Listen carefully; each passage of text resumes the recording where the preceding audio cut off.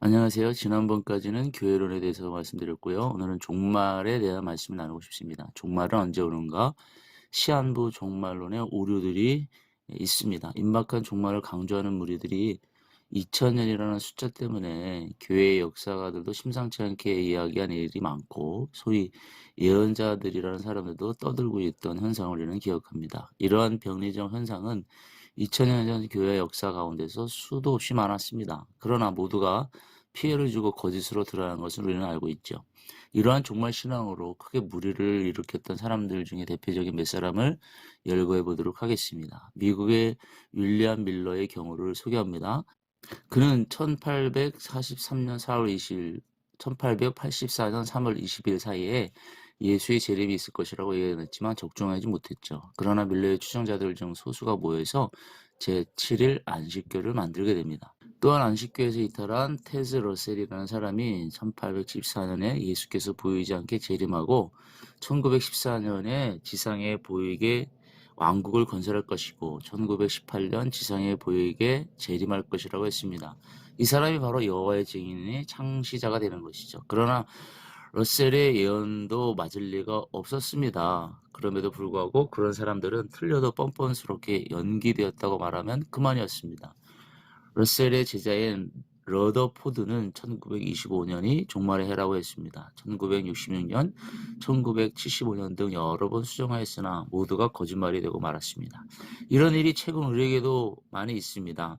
1960년 3월 25일 새벽 3시에 예수께서 재림하신다고 예언해서 무리를 일으켰던 에덴 수도원의 박인선 씨를 비롯해서 1989년 12월 22일이 종말이라고 떠들었던 전북 남원 새별교회 김각택 씨와 1990년 5월 7일에서 12일 사이에 성도들이 공중으로 올라간다고 해서 들림교회로 모여들었던 사건도 광명시에서 일어났으나 실패적으로 끝나고 말이죠.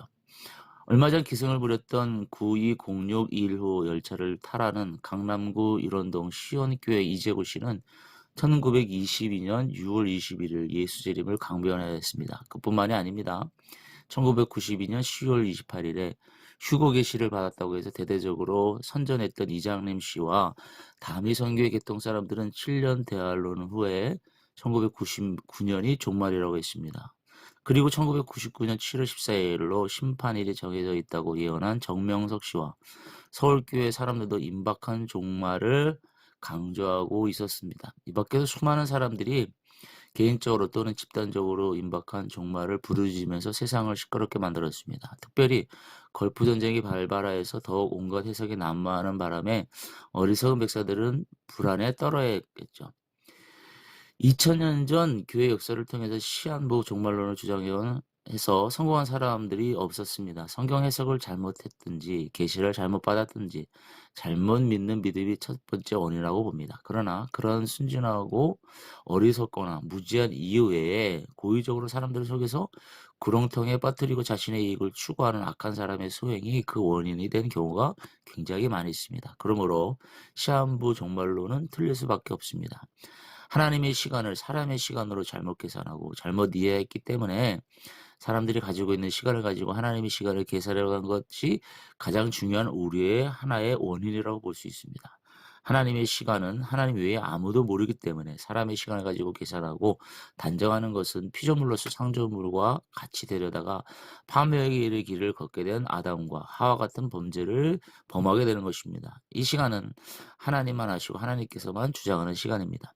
건전한 신앙생활하는 그리스도인들에게는 심판이나 종말이 구원의 날이요 완성의 날이기 때문에 복음의 중요한 내용으로 받아서 감사한 마음으로 맞이해야 됩니다. 그러므로 동요할 필요가 없는 것이죠.